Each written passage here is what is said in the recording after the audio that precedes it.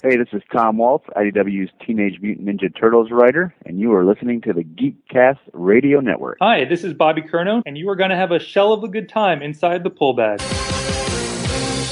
You've just jumped inside the pull bag. Join TFG1 Mike and the rest of the comic crew here at the GCRN as they make their great escape into comics. From DC, Marvel, and Image to IDW, Boom Studios, and Zenescope, we have everything right here. We cover things like Transformers, He-Man, superheroes, TMNT, and Radiant Black.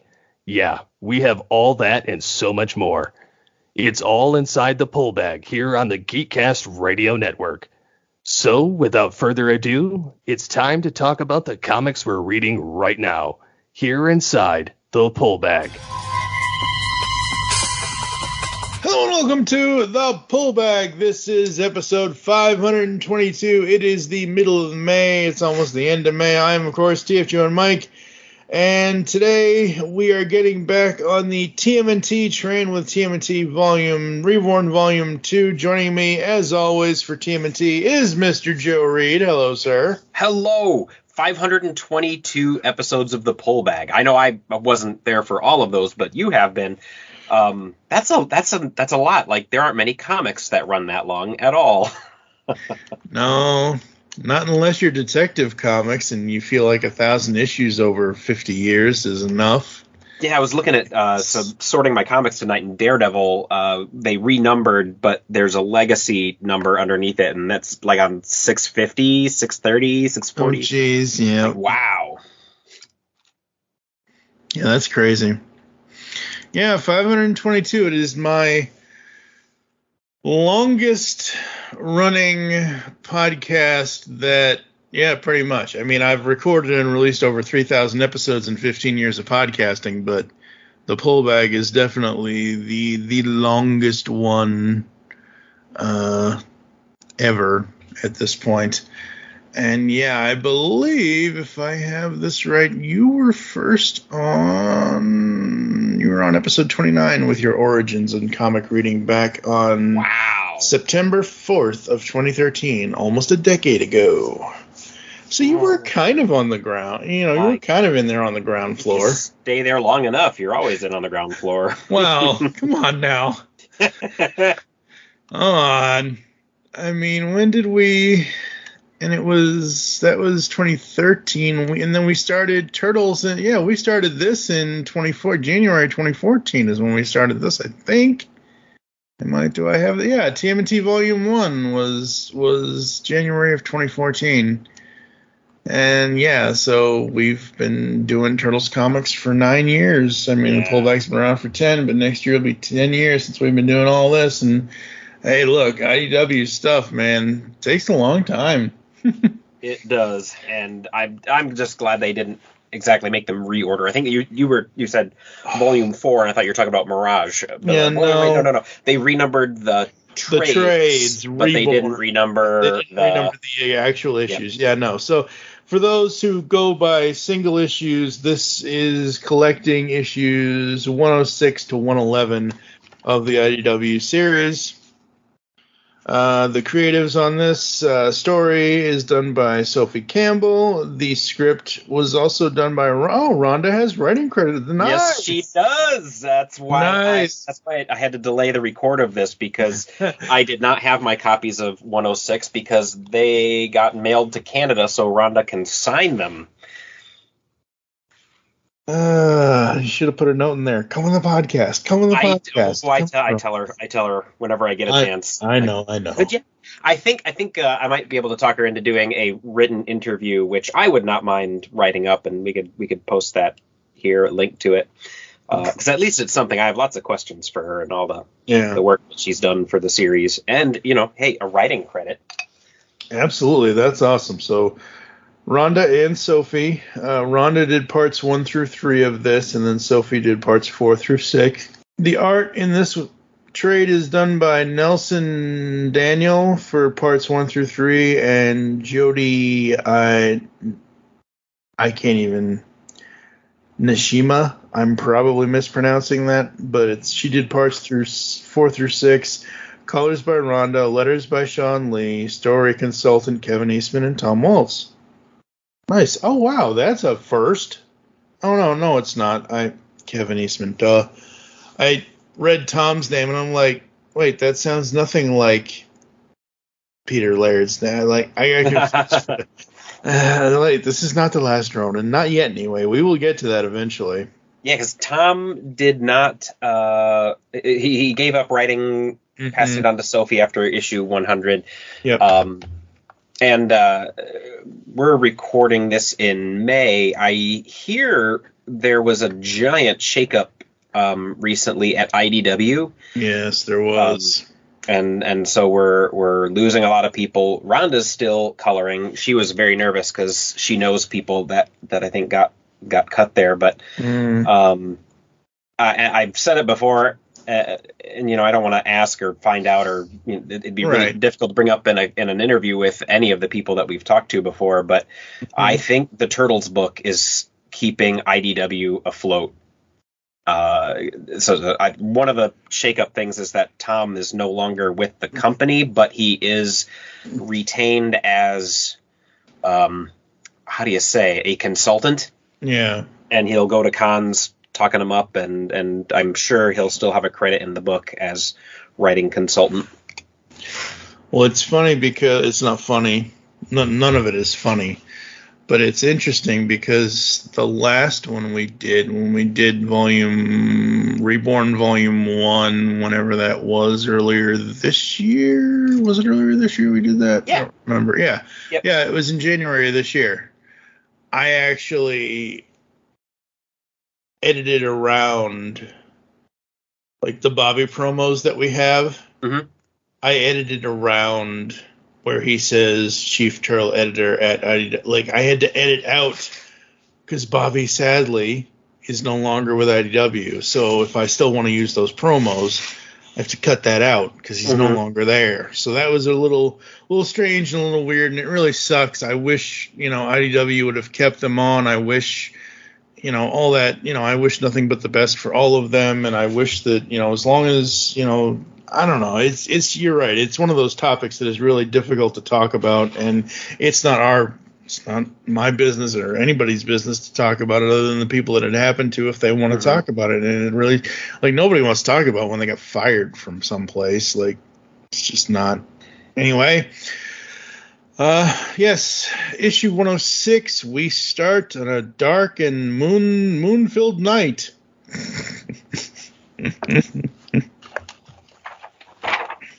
And there's a random lizard.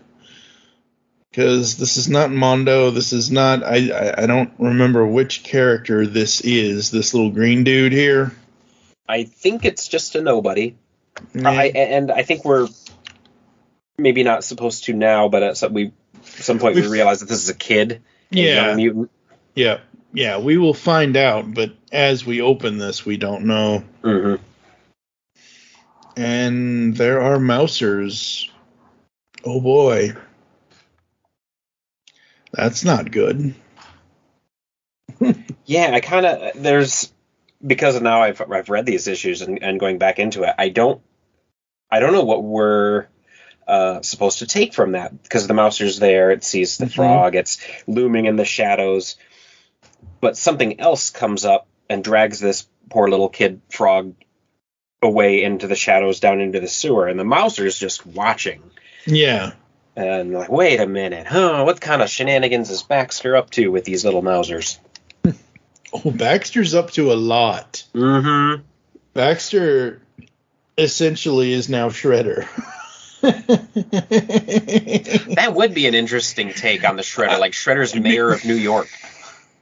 Well, stranger things have happened, but yeah, I don't know, man.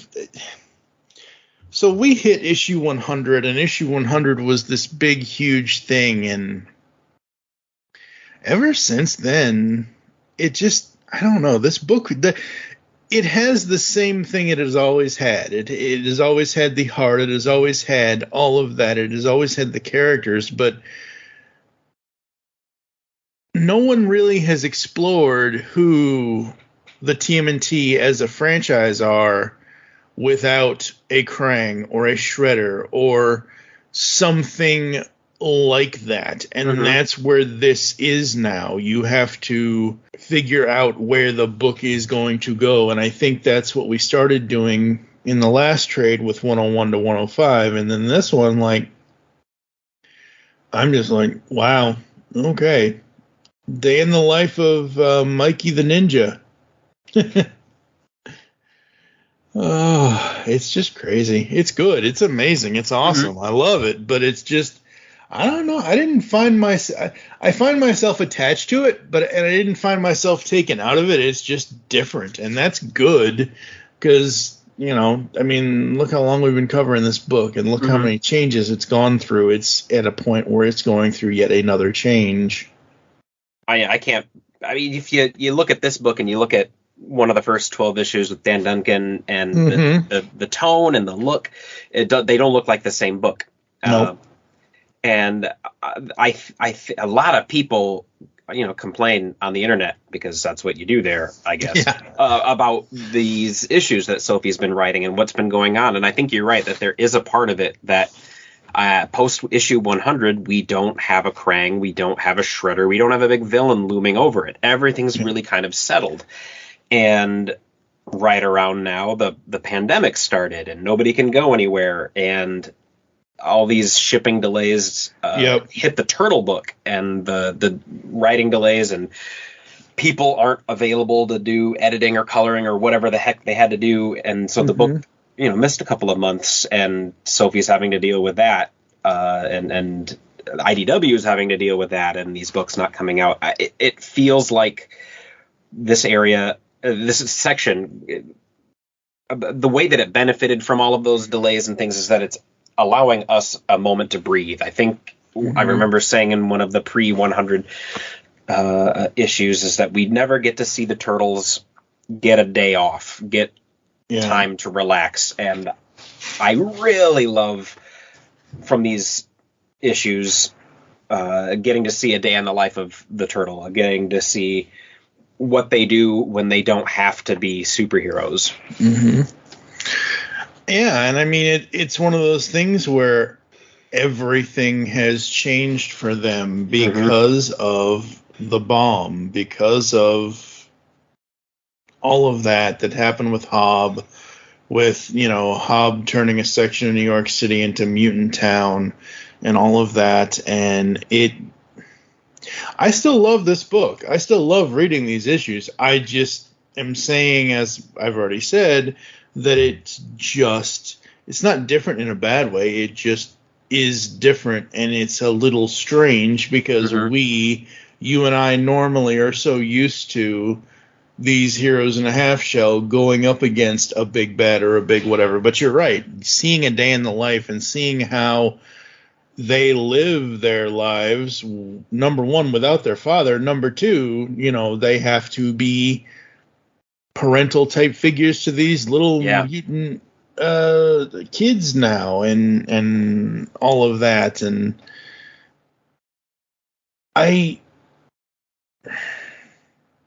understand why people might not like this as much as the other.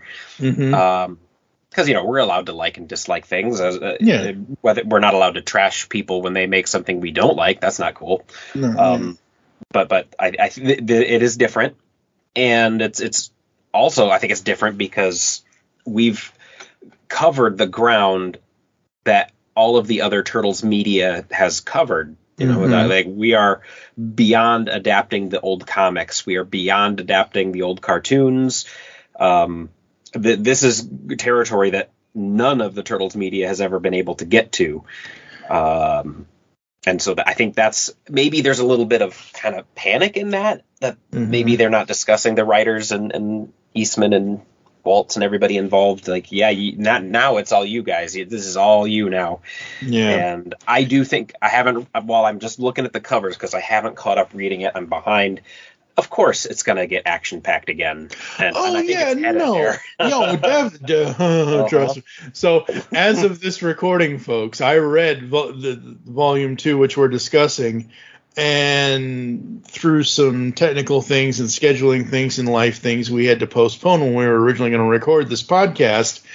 And since then, I have gone forward, and I have so this is the first time in Ever? 9 years ever that I have actually read ahead of where Joe, like usually Joe's the one, I got the single issue. I'm just waiting for the trade. And I'm just like, well, the trades are here. Let's, and I am like at the beginning of volume 4 of the Reborn of the new whatever. And no, this does. And I like where this goes, and we'll continue to talk about it. I'm just saying that you're right. Like you said, it is so different. It is at a point where the Turtles have never gotten to in their history, and it's good. I was surprised that it was Donnie doing the narration in this opening scene. Who was writing the letters at Northampton? That was Mikey, wasn't it? I thought it was. I'd have to go back to Northampton. I don't remember. Yeah, but I always like hearing from the B team. The B team. 2012 joke, everybody. 2012. Yes. No. No. I don't know. Dude, seriously, Northampton feels so long ago. Man, and every time they show a certain place or a certain house or whatever in this, I'm almost like, wait, is that one? No, it's not the farmhouse, because they're in the city, obviously. And I like how everyone is sort of adjusting in this. I like how we now have this mutant town thing, and we have this. I don't mind that they did this. I understand why they did it, but every time it doesn't matter if it's this team or any team. Anytime any team in any media says something about a wall, I'm like, thank God we don't have one yet, or at all. Oh yeah, Thank God we never will. But the fact that Mutant Town is walled off from the rest of the city, and it's kind of like taking Brooklyn or whatever and just throwing it into the Atlantic Ocean or something. I don't know. And that throwing accidentally political. I mean, it's what happened in the 50s and 60s. You put a giant superhighway down the middle of the city to keep people on this side and keep people from the jobs over here. It's like this deliberate sort of segregation. And Baxter is talking about it at a press conference later, where he says, we're taking care of them. We're sending them food. Not really. We're giving them supplies. No, they're not. He's lying his ass off. Yes. And they're going to totally help us with the science and figure things out. Like, you mean experiment on them? I'm sure, right? Yeah, that's it. And while I never endeavor to be political in any of my podcasts, because of what Mutant Town is and where this story is, I think we are going to have to. I mean, we've always discussed the hard-hitting issues that hit this book, whether it's Life After Death, subtitle of this trade. But, whether it's that, whether it's whatever, we're always going to discuss it, and we're not going to dwell on it too much. But there are a lot of issues that come up going forward where I was reading it, and I'm like, how are we going to talk about this? Oh, boy. Oh, yeah. I'll be caught up tomorrow. You got till October. It's okay. I tell you, I can't wait to see what you're talking about, because I remember later in the volume 4 of the Mirage series, and I think I've mentioned it before, the letters column turns into a dumpster fire because Peter Laird was quite happy to put people's political rantings in there, and he was quite happy to share his political stance out there. And it's, you can't really separate the politics from the Ninja Turtles, especially those comics, because they dealt with opening everybody up to different religions. They dealt with environmentalism and the green movement and accepting people who are different from you. Like, that's where we learned all this stuff as children. Yes. From our media. And it does, like, so and I'm not trying to spoil it for you, I'm just trying to give context so Sure. people know why we are going to be talking about certain issues, is because a few of the mutants who got mutated, a few of the people, because they used to be human, who got mutated from Hobbs' mutant bomb, they have issue, like, their family doesn't recognize them because they're a mutant now. That that kind of the kind of, like, it's just like, oh, you're not yourself anymore. Oh, you look that, like, it's. I don't want to use the term racism because it's not racism.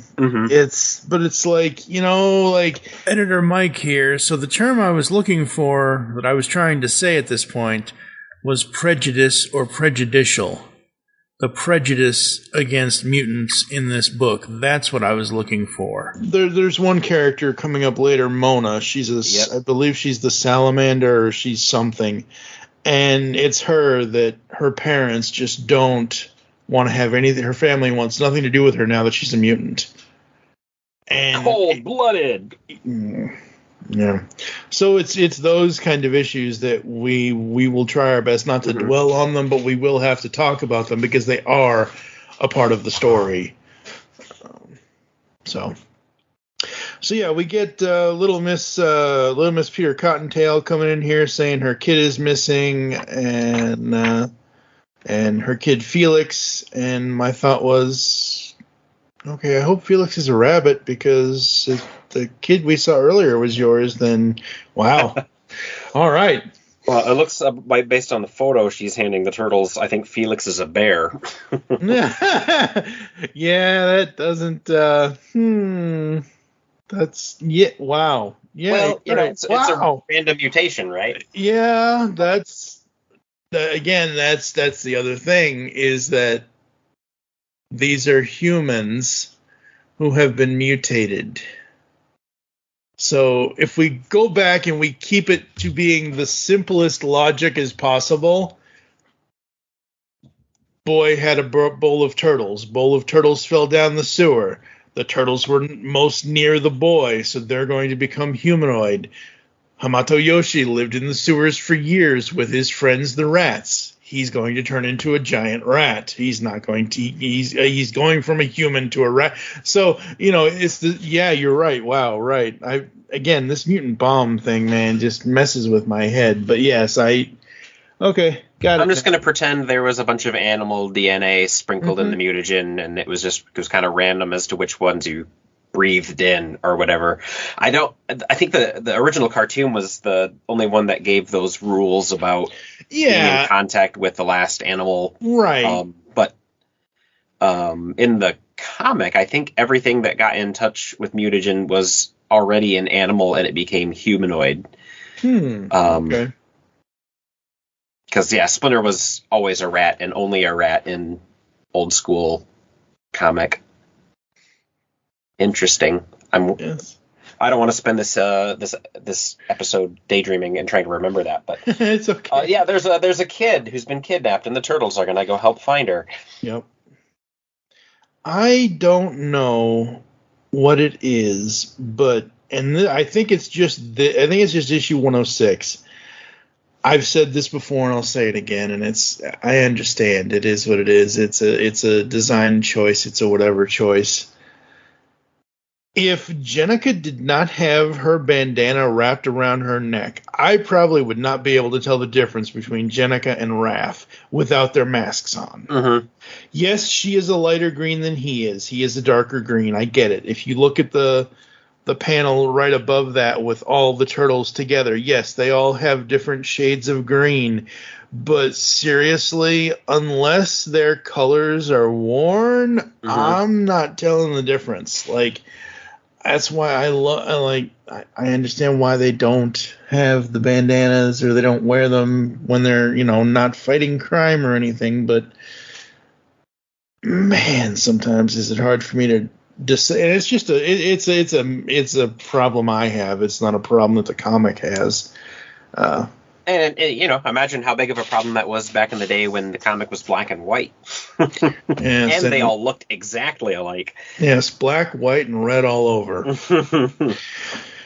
So we get to the point of them trying to figure out who kidnapped Felix, and little Lita says, it's the Slithery. He's got him. What's that, Lita? The Slithery. And yeah, we go to the where is this? This is the They're at the dojo. Well, they're at the dojo, but this is her explaining what the Slithery is, and she's talking about the yeah. She's talking about child's imagination. Yeah, child's imagination thing, and all the other mutant children are like, that's a baby story. Nobody believes that. Lita's got some attitude. He is too real. He's not. I'm like, oh boy. I feel like I'm in kindergarten again. And, okay, that's enough. Back to work. Break it up. And I do love how each of them, the turtles, they approach the children and they interact with the children. I think that's great. Although they're often complain, like, how did Splinter deal with us when we were that? This is crazy. Yep. And so Raph yells at Lita, and she's got an angry face on her, and she runs away, and Raph, I love you, brother, but damn it. So Lita runs off, and Mikey and Raph go out or Mikey and Leo or whatever go to look for her, and then they see all these other missing kids posters. Mm-hmm. Yep. And then we get to the buffoon and the politics. Oh, man, I really jumped ahead. No, it's okay. We're there. Because Baxter is he's spewing his spew. Yeah, there's not. April doesn't buy any of it, and she knows he's up to something. I think she takes it upon herself to go warn the turtles what's going on. Mm-hmm. Yeah, so April, man, she may be a scientist like her dad, but she's also a reporter like her mom used to be. Because wow, they're angling her towards that, I think, and which is good. Yeah, I love that they were able to appease both the old comic and the old cartoon. Yep, absolutely. The moment with them at the kitchen table with Raph fixing the pipes, this feels like, yeah, this is what they would be like. Right here, they're just harassing each other, talking about what's up, dealing with the critters that come in the room, and it's nice to see them all actually in the same spot. Nobody's captured, nobody's injured. They're just having breakfast, drinking coffee. Mm-hmm.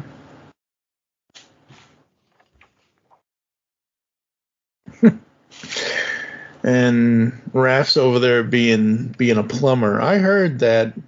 Besides, what about Donnie Boy here? What about me? Story time is not a part of self-defense class. I'm teaching them to think creatively. Now, this is interesting because it's not because of, but like, obviously Donnie would want them to think creatively, and sadly, where we are right now in the real world, folks, I think artificial is taking over actual intelligence, and I don't like it. That's a whole topic. That's worth the whole podcast. Yeah, that's a whole other. Yeah, exactly. Because you're a teacher, I'm a podcaster / former writer kind of thing, and I've always tried my best to think creatively. I've always been that creative thinker. I've always tried if I can string together a whole sentence with nothing but today on a totally tubular Tuesday, we are going to listen to the Pull Bag where we talk Teenage Mutant Ninja Turtles. This is the whole alliteration thing and everything else. It's like being able to string that together. You can go to this website and whatever, and some robot will do that for you now. And I'm like, no thanks, I'll do it on my own. I would rather use my own brain while I still have it, what's left of it. So they get into a brotherly argument before they're ready to head out to search for the missing children. Yeah, they're going to be serious about it. Go on ninja style. Mm-hmm. Leaving the weasels with Alopex, the babysitter. I do love what she says back to he's got Al, you're on Weasel Watch for a while. Yeah, go on. I'll try and make sure the place is still standing when you get back. And yeah. Poor Alopex. All right, you little terrors. What am I going to do with you? And this is where Mona comes in. Hey, you need babysitting help. And then we go back to the turtles who are out in the street now looking for the missing kids. And I'm loving this art. This art is great. Yeah, I think this story came up, and this artist came up, I guess, to give Sophie a break. And I like the art. I think. Oh yeah, it's a good. film. Yeah, it's really good. I like Sophie's art too. I like all the artists. What I don't like is the constant change of the designs of the characters. That's what I never really liked in the beginning was like going from like Dan Duncan to Sophie to whomever else or to whoever it is. And they each have their own way of drawing. Like there was no consistent way of how the turtles looked kind of thing. But I mean, I'm after 9 years of covering this book, I've gotten used to it. I'm over it. And I like seeing each individual's artist's, take on the turtles. Keeps it fresh. Yep. And as they're out on patrol, Leo asks Jenica, did you see, or Jen, since she wants to go by Jen, which I understand, did you see if Lita came back? And not yet. She was taking care of herself for a long time before we came along. And she says, I'm sure she's just gone back to one of her hideouts until she decides to forgive you. Yeah. I'm sure you're right. But that's not where little Lita is. Little Lita's in trouble because little Lita's not necessarily in a hideout of hers that she used to. Maybe she used to hide out in a box. In a box in an alley where a mouser is. Oh boy. And see, as to be honest, I read this out of order since I didn't have 106 handy. But I read this on the way home today, and knowing what happens at the end, very fresh, and coming up to this, the Mousers, it seems like they're luring the kids out. Yep, they don't ever do anything. They could just be watching. Yeah, they are. See, that's the thing. The Mouser... Are they luring, or are they watching? No, and they're just in the right place at the right time to see these things happen. They're doing both, because the Mousers are the traps for the Slithery. So the Mousers are their own traps. So, it's kind of like, here, kid, here's a piece of cheese. Come put your foot in this bear trap. No thanks. That kind of thing. So the fact that the Mousers are now are a trap, mouse trap, whatever, the whole analogy thing. So Lita's like, who are you? And the next thing you know, she's yoinked by the Slithery, who's this weird eel mutant, and that's how 106 ends. Dun dun dun.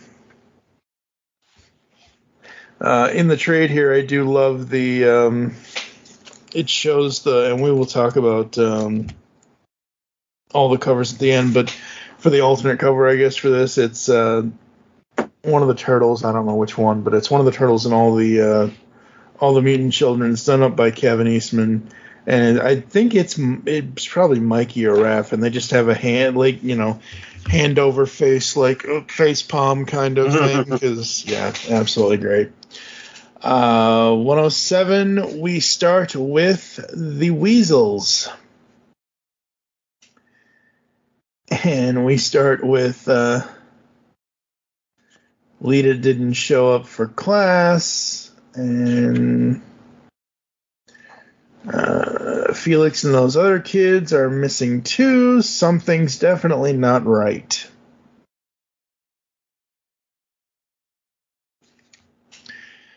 I think besides his normal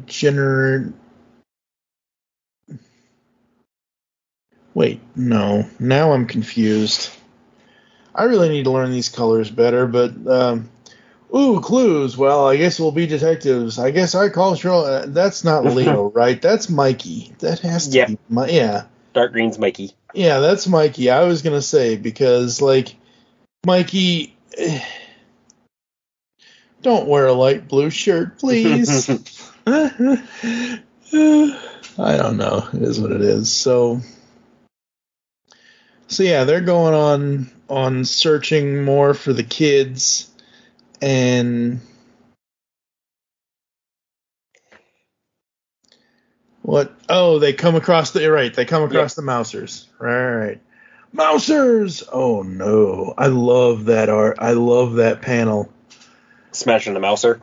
No, not the smashing, them finding them where the Mousers are looking at them, but the Mousers are. Oh, I love that. That's so good. And then, yes, obviously, smashing the Mousers. Good old Raph and his rage. Wait, let them go. Let's follow and see where they lead us. And then Donnie calls April and tells her about the Mousers. And she's like, oh, crap, Baxter. Yeah, what's he up to? Yep. Guess it was only a matter of time before being mayor wasn't enough and he had to put his evil scientist hat on again. So, yeah, they're chasing the Mousers. They need another... So, they're chasing the Mousers. The Mousers go into the sewer through a grate, and we need another way in. Look, guys, over there, a conveniently placed manhole cover. Great. Mousers in the sewer, just like old times, right? Like old times. Raph making the face. Yep. Yeah, great. Yep. How did we get stuck with babysitting duties again? Oh, it's not so bad. Easy for her to say. Yeah, you got the nice one. And this is where we get more about Mona. She grew up with 4 brothers, surrounded by little chaos. Is pretty much my normal happy place. 4 brothers, huh? That dynamic sounds familiar. Are they here in Mutant Town too? And that's when she talks about her family and I do love that the little weasels, I almost said mutant babies, but weasels, I love how they each have their own voice, and Mushroom Miss Lita, I like that. I think that's really cool. That makes them more than just mutant animals to me. Yeah, I wonder what they're going to end up being when they're older in the comic. Like, are these going to be characters at some point that are more than just the babies that are kind of untamed?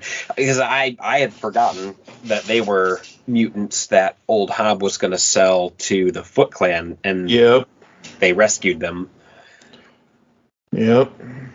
It doesn't seem like the Foot Clan would have really tolerated them either, as wild as they are. Yeah, the children know, but we will get to what the Foot Clan will tolerate later, because I was shocked. So shocked. Like, I mean, we've been doing this for so long, and this book always pulls out the right moment at the right time. And so Lita is going to help the others escape, and they're going to ride the Mousers out of the cage. Maybe. That didn't go so well. I like how Lita is like trying to be the cool boss character, the leader who can take care of these guys. And those are some great panels. Yeah, they are. And we catch up with the Mousers. And yeah, they're getting destroyed by the turtles. And now see, this is a good way to show. This is what I love about color in this. Oh yeah, is when they are fighting the Mousers, you cleared.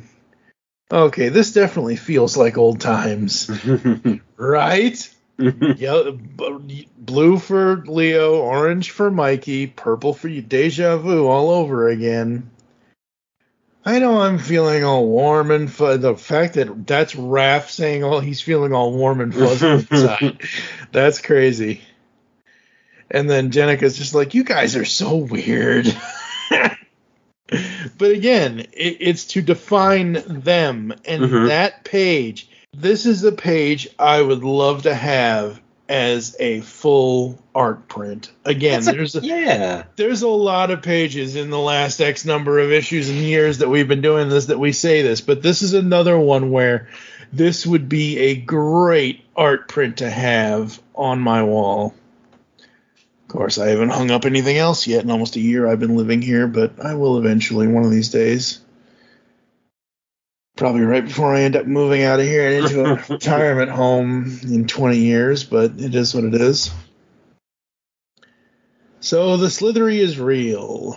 And yeah. So they're going after that. And Raph doesn't want them to split up, but Leo wants them to, because, don't you watch horror movies? Yeah, exactly. I know, right? Come on, Leo. Jenica, Mikey, where the hell are you? I just dig that so much. And Raph, what's happening? I don't know. I heard Jenny yell, and then I turned. They were both gone. I told you we shouldn't have split up. So they're going to stay together now. The Slithery attacks them, attacks Donnie, attacks the three of them. Actually, it gets Donnie. Yeah, it's picking them off one by one, and they can't catch it. Yeah, they can't catch it because it's so slippery. And I mean, this is Leo and Raph. You would think, regardless of their anger issues with each other or with whatever, that they would be able to focus. And oh man, enough! Come and get me, you bastard! The fact that Leo is now cursing, like Raph is always cursed. Raph is cursed since 1990, but oh man, Leo's mad, and then Leo just kind of vanishes under the water.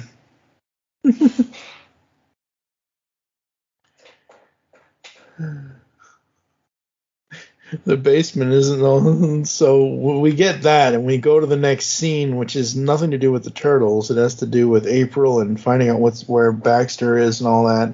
The basement is always the place in the movies where the bad stuff happens, right? Right. And we see Baxter, and he's behind it all. Of course he is. Well, even now, I look at that and say he's watching. Yeah, he's watching, but he's aware of it and not doing anything. That's the key there. Yeah, he may not be in charge of this. He may not be actively doing it, but because he is watching, like the Mousers are watching. Yeah. Because technically, I assume these screens of his are eyes of the Mousers, because that's just what I assume, and that's how we end issue 107, and holy crap. Wow. Man. This story.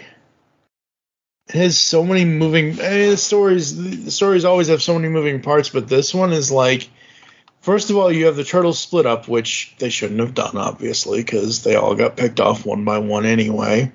Second of all, you got April dealing with finding out what Baxter's up to. And then you got the Slithery coming and taking... buddy. Oh, you all right there? Yeah, I was trying to rebag my book that I finished reading. I don't know what was in that thing. I'm wearing headphones. I can't hear it. So yeah, we end with Baxter watching the situation. Yikes. Once again, another alternate cover done by Kevin, which it's Mousers and Turtle. And we get to the next issue, and we start with the Weasels. And Alopex and Mona fell asleep. At least all three of them are still there. Yeah, that's true. I did a count. Yeah, absolutely. What's going on? I guess we fell asleep. Breakfast. Sure, kid, why not? I don't think any of us are going back to sleep anytime soon now. So, what is all of this? Oh my god. Miss O'Neill. If you must know, I'm monitoring a problem. There's a large and dangerous mutant loose, and I need to keep it contained. Oh boy. Oh. So that's what he's doing. He's just doesn't want it to get out of Mutant Town. He's probably keeping it there regardless of what it's doing. Public relations, you're worried about self-preservation. You couldn't help because you just couldn't help because it's the right thing to do. So they're watching this unfold, and I love April. She says, "There, those are the turtles. They're in trouble." Yes, it would seem so. Oh, Baxter. Yeah, I think, and she probably feels a little bit betrayed that that's her friends, and he didn't tell her. Yeah, he didn't tell her. He didn't do a damn thing about it. And we get back to the sewers, and we have Jenica cutting through this slime and whatever else, and we see Lita. Jenica! And they have a nice little hug. Asks her for a hand there, and they cut everybody free kind of thing. And Lita tells them that, I'm sorry, it's all my fault. If I hadn't run away, I wouldn't have gotten snatched and you wouldn't all be here in trouble. And Jenica says, oh, it's okay. Nobody blames you. We found you. You're all right. That's all that matters, that kind of stuff. And But I'm a bad ninja. I tried to get us out of here, and I couldn't do it. Leo's like, oh, Lita, it's okay. Your training has just started. You know, you'll learn in time. So they are going to be saving the rest of the mutant children, which includes the little lizard dude from the beginning of 106. And there's the teddy bear. Felix. Yeah, Felix. Yep. So, yay, everybody's saved. Everybody hang on tight. So they are scaling walls of the sewer. Somebody's coming. Oh, hey, guys, it's me, April. Oh, thank goodness you're all right. And she goes to tell them about what Baxter's up to, watching and not helping, and the Mousers. Yeah, and Lita's worried about that. Let's see, let's take care of you. Wait, you're not going to hurt him, are you? I know he shouldn't have taken us, but it's not like it's like the story. He didn't try and eat us or nothing. Oh, so she wants to make sure they're not going to kill the Slithery. Maybe you could just ask him to leave? You know, and again, it's this whole life lesson thing for her and for them and for whatever. And Donnie has an idea. Well, what if it did just leave? If Stockman's been trying to keep it contained, maybe it doesn't even know it can get out. What if we get it to the river so it can head out to sea? If it's essentially an eel, maybe that's where it belongs. Well, there we go. Yeah, that'd be an interesting solution. We have more Mouser fights. Wait and see what works. We get back to the Weasels with Alopex and Mona. Alopex has got her hands in her face, and Mona's like, what's wrong? Are you worried about Raph? What? No. Yes, I don't know. Again, I love that they're continuing this. I love that they're like their whole, like, ever since we first met Alopex, the Alopex Raph thing. I know you said it was like something from the Mirage books, but Archie Ninjara. Ninjara. Yeah, the fox. Yeah. I like Raph and Alopex though. Mm-hmm. It's so good. So what are you thinking so far as we're almost coming to the end of this, sort of? The kidnapping part of it, right? It's it's a smaller story, which that's my biggest gripe with the Marvel Cinematic Universe, is that every single movie is like the universe going to end. Like, I want the smaller stories. I want the neighborhood squabbles, and so this is a refreshing change. Yeah, absolutely. It is a refreshing change. Not everything has to be an issue 100 or a Endgame or Infinity War or whatever. Yeah, one thing about those internet complainers that I heard during this is I didn't hear one single idea presented, let alone an idea that was actually better. So you guys can never. Yeah, I'm loving. Again, for me, it's more of an adjustment to like we said earlier in the episode. This is a day in the life of these characters, whichever characters we're following, whether it's the Turtles, whether it's April and Baxter, whether it's Alopex and Mona and all that. It's character-driven story, which is good. And I'm so glad I don't pay attention to any of the internet crap when it comes to some of the criticisms about certain things, because it's like, I don't care. Yeah, I don't go looking for it. I'm in a bunch of the Ninja Turtle comic collectors groups, and sometimes you hear them go at it and like, all right, I don't jump in. There's a thing about not arguing on the internet, and boy, that's important. Yep. So they get back to the Turtles are trapping the eel. Yep. So they trap the eel. Yep. And then they get back to the dojo. Everybody's safe. Yep. Everybody's safe. So yay. And then we get to the secret surveillance of Baxter Stockman. Why would I stop doing that? Because it's wrong, and this is where. And we'll be right back right after these messages. Hello, geeks and geekettes! Looking for a podcast that covers a vast array of topics? Then check out Altered Geek Unleashed, where we discuss our thoughts on this week's geeky news, tech, gaming, television shows, movies, cartoons, comics, and more.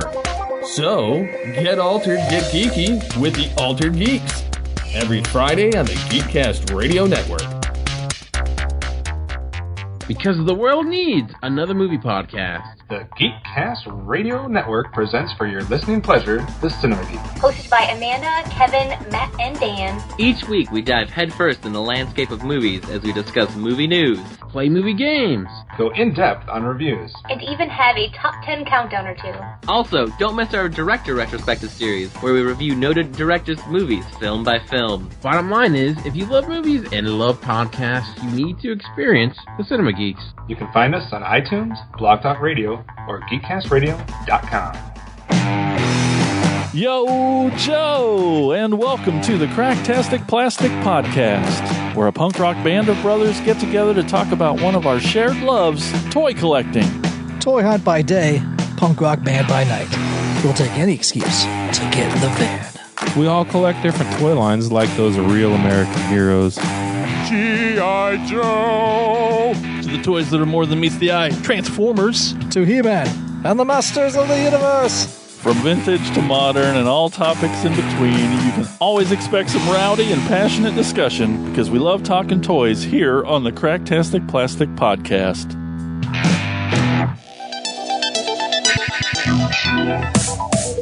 Like science fiction? Of course you do, or you wouldn't be listening to the Geekcast Radio Network. Well, the Mark Who 42's Universe podcast is an award-winning sci-fi radio show that's been around for over 10 years. We cover everything from Doctor Who to the MCU, to pop culture and everything in between. A new show drops on Tuesday mornings on the GCRN website and all of the major podcast platforms. So listen to the Marku 42's Universe podcast from the universe and beyond. Now, back to the show. So she puts forth an offer to him. She goes, look, if you want eyes and ears in Mutant Town, let me do it like an ambassador of sorts. And he accepts this versus having the... And, of course, as she leaves, you know, he says, it doesn't matter, I can let you win because I already have what I want. And he has the mousers with the eggs in their mouths, and I'm just like, oh, God. Oh, boy. So how many issues until we see Baxter grow his new eel? Oh.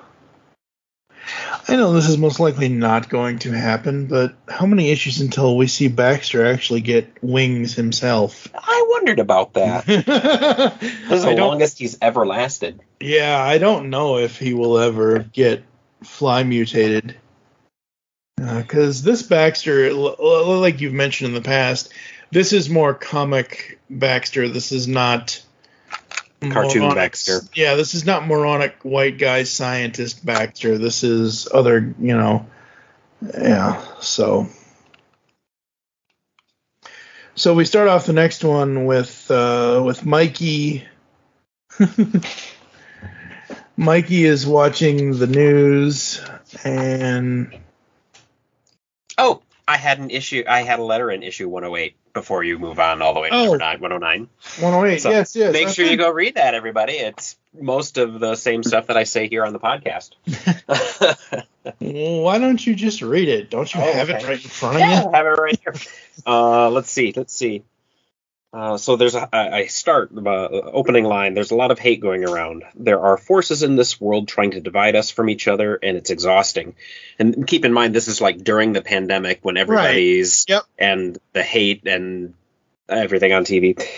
It's exhausting to push through it. Issue 105 was very refreshing for a number of reasons, and I am thankful. I needed to read that. The issue might not have hit me the way it did had I read it yesterday or tomorrow. The Turtles' strength comes from their unity. You've all heard me say that. The theme of the Turtles, whether accidentally stumbled upon in 1984 or not, is and has always been family. The Turtles of the 1990 movie were weakened when Splinter was captured, but they were strengthened by April and Casey joining with them. The Turtles of the 2012 series saved Karai by helping her realize her connection with Splinter. In the IDW series, the Turtles are strengthened often by making family out of their enemies, Alopex, Slash, and now the mutants of Mutant Town. It was as disheartening to watch the Turtles going their separate ways here at IDW, just as it was when it happened in Volume 4 during the Mirage days, and I had hoped it wasn't going to stay that way. But gosh darn it, Sophie, Bobby, Tom, Kevin, the Turtles are reunited, and it feels great. So this was after they had kind of went their separate ways, stuck in Northampton, really in a depression, and I think this must have been the issue where they all came back together that I was talking about. The family is whole again, and even the villains are touched by the love. There is so much diversity in those pages and respect for one another. It was a salve on my soul to read this book because we are stuck in a world where we are defined by the walls of our label. Healing will come when we come together as a worldwide family to celebrate life with others who are unique and happy in their skin. Our strength as a people comes from our unity.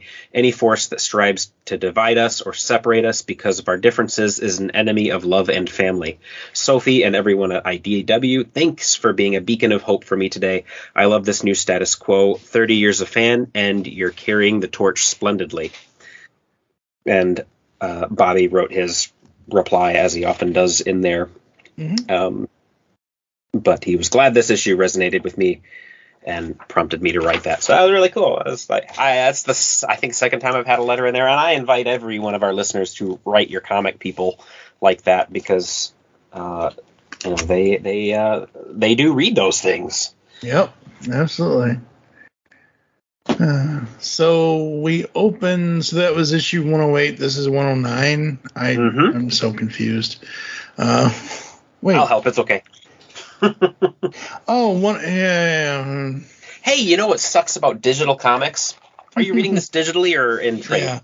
No, okay. In trade. In trade. Physical trade. No. In digital trade. Okay. Yeah. You can't autograph a digital comic. No, you can't.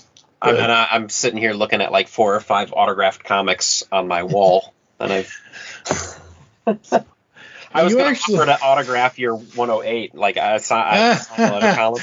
That would be hilarious. Yes, I don't. I have too many Funko Pops. I can't have a comic collection. What are you, crazy? No, but it'd be really neat to have a celebrity sign their Funko Pop.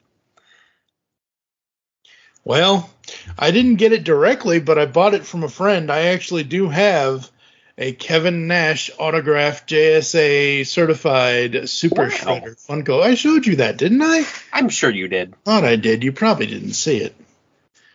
He never pays any attention to the shit I send him, folks. Yes, he do. I just forget about it. You skipped right over it. I didn't even make a comment. Is it in the Facebook? Oh yeah, it's right above. Hello, is this thing on? Yeah, It's on. I was abandoned. Oh yep, there it is. I see it. Yeah. So my buddy, the Funko Fat Guy on YouTube. He had an autograph. This is just a common Super Shredder that anyone could have bought at the time, but he had it, somehow got it autographed from Kevin Nash because it is the Super Shredder designed from the second film. And it says K Nash Super Shredder on it. So yeah, very, very cool. Absolutely love that. So he needed the stuff and I wanted it. So I was like, here you go. You help me, I help you. Boom, there you go. So, yep. Yeah, no, I love having, like I mentioned with the panel earlier, how I would love to have that as an art. Yeah. Like, I love having the art prints because at least I can, and yes, I know I can mount a comic book on my wall and whatever else, and that's fine. But, like, every time I think of people who have autographed comics, all I can think of is, why do you have a pile of 500 issues? I know that's not the case, obviously, but... It's grading comics and autographing comics and then framing them. It's somehow a little absurd because when you do that, you can't read the book anymore. Yeah, it takes the function away from it. Whereas I think having an autographed print that is hanging on the wall makes a lot more sense. Yeah, absolutely. So we start issue 109. Mikey is watching the news and they are talking about, surveillance of Mutant Town and keeping apprised of what's going on in Mutant Town and all of that. And Mikey just sighs and walks out of the dojo and thanks Lita for helping. And we see a stranger approach them. Hey, y'all. Who are you? Oh, I'm Lola Cruz. I'm a journalist. Did you sneak in here? Yup, of course I did. I need to get this story. Someone had to write about what really goes on inside this place. What are mutants really like, right? And Mikey's like, yes, totally, absolutely, you totally can. And, yep. And I love how Mikey is more adult. Mikey has his childish moments, but in this comic, but he also has his more sensible adult. We've seen it multiple times since the beginning of this. Obviously, at the end of issue 49 or 50, whichever one it was, where they originally went their separate ways, where Mikey was like, "I just can't do this anymore. I got to go do." Ever since then, like, Mikey has always, even though Mikey's the heart of the four, he's always stepped up, and him in these constructor person, painter person clothes with Lita at his, like, it's like he's a father protecting his child from the strange reporter. And the reason why I'm saying it like this is because I love the way that Lita acts. She's kind of curious, but she's kind of scared. And then we have the panel where Mikey says, I think we're done here, Lola. What? Why? Because in that panel, Lita is like clinging to him and facing away from her. Mm-hmm. And don't you want to tell us who you really are? And slam, she gets the door slammed in her face. And yeah, the interview was kind of going a little weird. This reporter who came in with good intentions is sort of treating Mike and like she doesn't have a clue about these. Well, I say human beings. She doesn't have an idea about these people. Yeah. And she's asking questions in an insensitive way and making assumptions and not really listening or reading the cues. And as it's like feeling more like an invasion, Mikey backs off and Lita's obviously feeling that. And my favorite line is after they're inside, you're like, man, what was with that lady? And Lita says, she didn't even ask your name. And I didn't realize that as she approached and introduced herself, but Lita did. And that was really cool. I think, there's something there. That lady was making all sorts of assumptions. Yep. Absolutely. So after that, we get to, where are we? We are in... I'm trying to figure out who these people are. It's Donnie and is it Mikey? That's Mikey. It's Mikey, yeah. It's Donnie and Mikey. Because he's asking him about, Mikey wants to start a podcast. And Donnie can be his first interview guest. Okay. I love this. Donnie and Mikey have always been my favorite too. Deal. What do you got interested in this? I don't know. Just thinking about what sorts of stories everyone in the neighborhood might have, that kind of thing. And I think that sounds great, Mike. Yeah, I can help you set something up when we get back a bit later, okay? I have to go meet Mona and do some repairs for the school. Oh, Mona, huh? And here we go with the ribbing and sure, and all that. And, man, just what they're doing with this is just so fun. You have various characters setting things up or doing, and again, this is Mutant Town. This place essentially has no structure. You have to have people like Donnie or whomever, doing all that and whatever. So Donnie gets over to the school, and we have a bully show up. And it's this killer whale-looking mutant. Mona says, I'm sorry, I didn't know anyone was here. I thought there's no food or nothing here, so get out. Well, we're trying to get a school up and running. We want to fix this place up, and I don't care. Get out. Luckily, Donnie says the right thing. We're just here to fix the drywall, the plumbing, the electricity, internet. You can fix the internet? Yes. And electricity? Yes. Okay, sorry, I was an ass. But I mean, I get it. I mean, you have humans who have become mutated, who are now basically, abandoned from, say, their families or from whatever, or they're on their own, or maybe they were on their own already.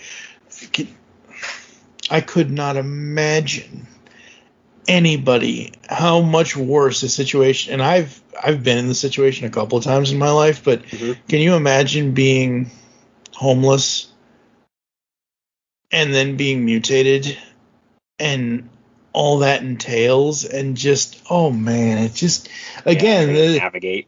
Yeah. And these people are, for the most part, entirely cut off from their support network. Exactly. I mean, so even if they did have a support network, they don't have it. Yeah. So everybody is brought down to this level of zero. where they're starting from zero to try to build a life back. Yep, and so this mutant whale or whatever she or he is supposed to be, Mona says to them, "Your loved ones will be so happy to hear that you're alive and well, Joe. Well as can be, I guess, in this place." And Mona's like, "Yeah, I haven't reached out to anyone on the outside. I don't know how they'd react. I want to, though, but..." And the other mutant says, "Well, even if they freak out on you, at least you'd know. Better to know for sure." You're right. So Donnie gets them all set up. He and Mona have a conversation, and as she's leaving, she kisses him on the cheek. Ooh. Yeah, there's a lot of kissing going on coming up, folks. I think he's blushing. Yeah. I am not. I think he's actually turning red. No, I'm not. Now as he throws this sigh. Uh-huh. If he's watching, thanks, Raphael. Oh, Dudley. Hey, look. I think he's blushing. I am not. I think he's actually turning red. Maybe not. So Lita goes after Miss Mona, and she's going to take her with her, and then they run across some... well, they don't run across. They go to the Kennel Club, and at the outside of the Kennel Club is Jenica and... Oh, is her name Sheena? Yes. Sheena? I think it's The Sheena. vocalist. Yeah, the vocalist, yep.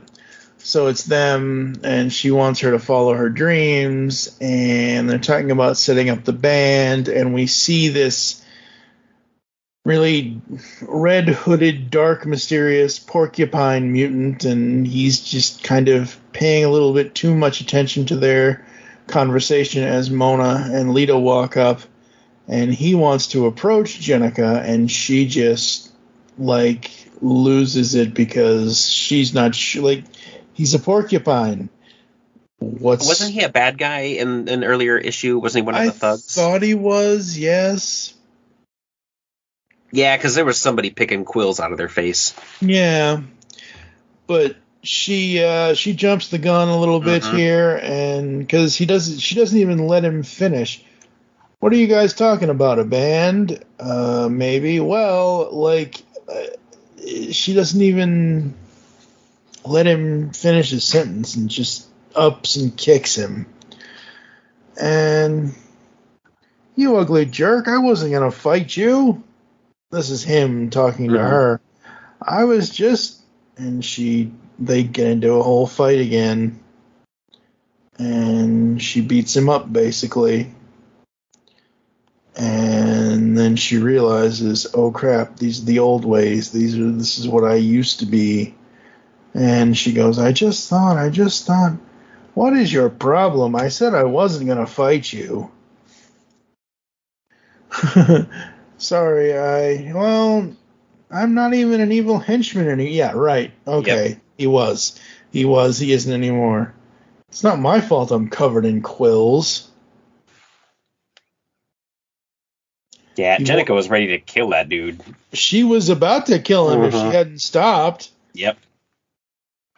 So. Whoa, civilian life, Jenica, civilian life. Yeah. And that's the interesting thing with her, where she comes from and where, well, we've always known Raph to be the guy to have the anger issues and whatever else, but now she stole his line. Damn. Yeah. I mean, it's not exclusive to him. Hers feels more like PTSD, conditioning, abuse by the Shredder. Yeah, no, absolutely, yeah. And Raph's is just more frustration and anger and just not knowing how to deal with certain things. And yeah, you're right. But it's just that fact of capital D period at the end. Kind of damn. And obviously she knows she screwed up and she apologized and all that. And too late. Too late now, but. Yep. Who knows? So we get back to Mikey, and we get to Mikey and his podcasting endeavors here. I'm a turtle mutant. Anyone out there? And we see everybody kind of listening on whatever, and anyone listening? Never done this before, but I thought it might be cool. Even Hob is listening. Oh. Hob, Manta Ray, and Herman. I gotta come up with a cool name for my show. And we see this, oh boy. So Mikey's doing his show, but this squid character in darkness is sneaking through the place, and I don't like that at all. Every time I see this guy, that's Cthulhu. Yep, that's Cthulhu. Cthulhu's gonna get him. Man, that's bad. So yeah, he's sneaking through while everyone's asleep, and most everyone.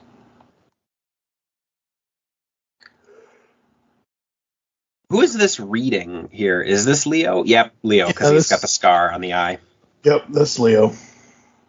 And this mind flayer looking Cthulhu guy jumps him. Yep. Bam, bam, bam. Now that's not good. Imagine if you actually had to wait a month until you read the next issue, Mike. Nope. Not gonna do it. Don't have to. Nope, not anymore. So we get to 110, and we start where we left off.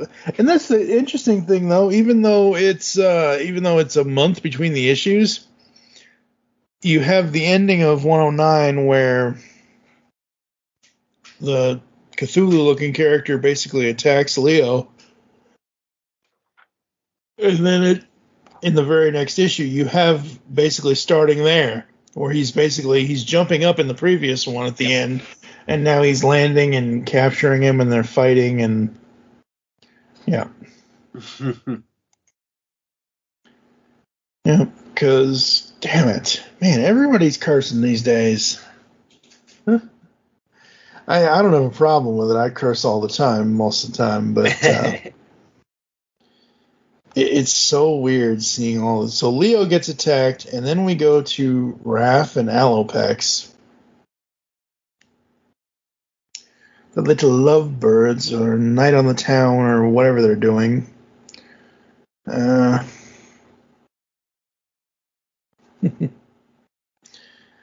Gosh, yeah, this is a place we haven't seen the turtles either, where they don't have to hide at all. Nope. I'm surprised Raph's as comfortable as he is, like, on a date. Like, dude, you've never done this before.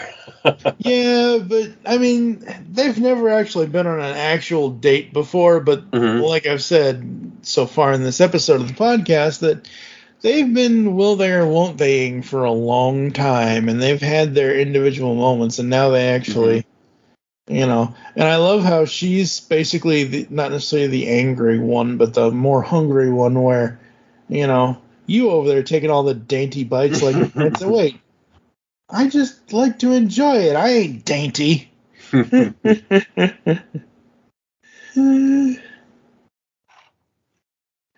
Everyone else agrees with me. They do. What do you guys talk about? How am I dainty? Oh boy, Raph. And of course, it's Raph and Alopex. They're going to run into trouble at some point, and we got some mutant thing here. What do you say, Turtle Boy? These are the fastest rides in Mutant Town. Hey, watch it. So we have this going on. They get into a fight, and it's almost a losing battle for Raph until Alopex basically flying kicks the other mutant. And they have the boyfriend. The girlfriend comes to save the boyfriend. This nice role reversal. Yep. I'm thinking about this scene here and how I'm thinking about those complainers, and I can see where people would look at this situation and go like, why is he wasting time on a date and getting in a bike race with this pig over territory and looking at her bikes? It feels like such a sidetrack, but I'm looking at this going like, this is a character moment. Yeah, this is definitely a character moment for everybody involved, not just Raph and Alopex. This is a character moment for that mutant. Yep. And, they get in the bike race, and even though Alopex was the one to come to the rescue, she's not above the one to, throw down like all the hot girls in the Fast films.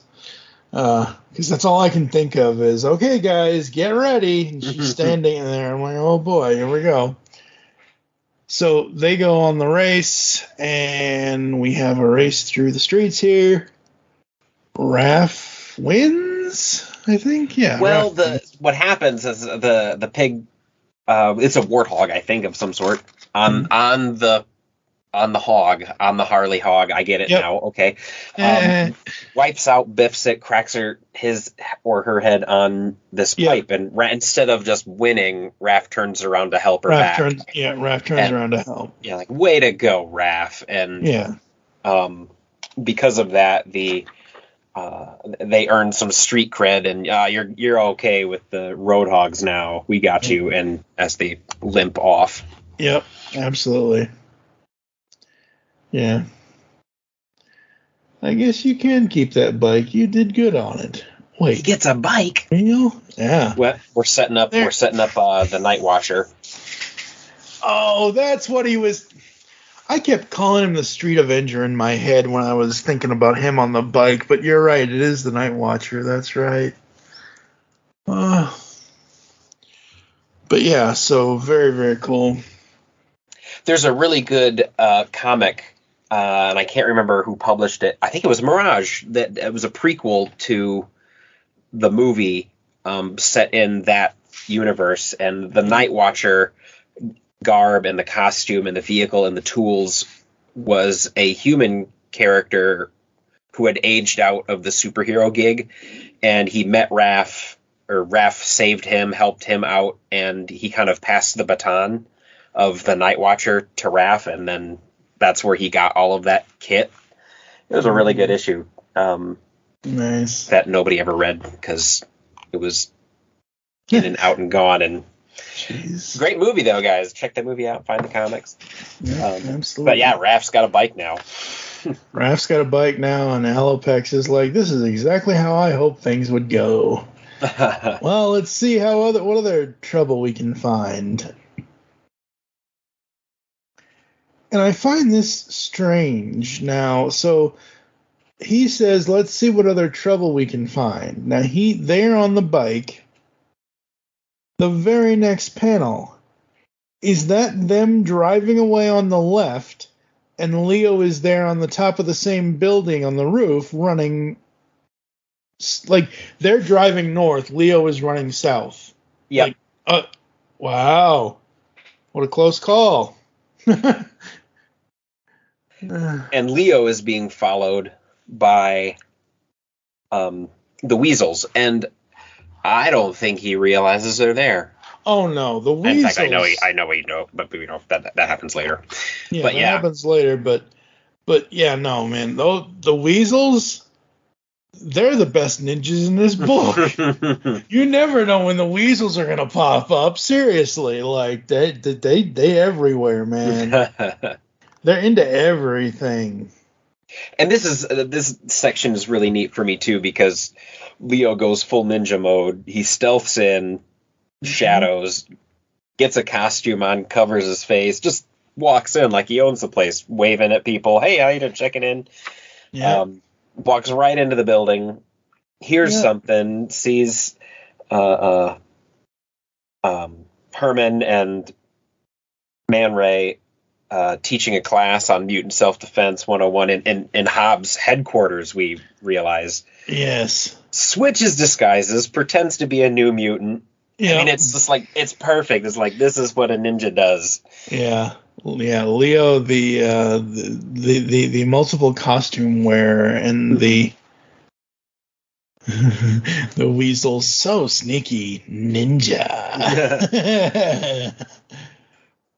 I want to know what's going on in that dojo. So this is Hob basically telling them, oh, Cthulhu mutant is from Hob, right? I remember this. Yep. I got in easy the first time. I can do it again. We'll investigate the entire place. So Hob wants to know what's going on in the dojo. And Xana, one of the weasels, is, Dada! You go out there again tomorrow night. Where else? And so they get dismissed, and let's see here. It's Hob and Pete. And Hob is just thinking, and then having second thoughts on this whole... Yep. And then Xana shows up. Hob, look, a weasel. Xana, what are you doing here? You know, Hob isn't...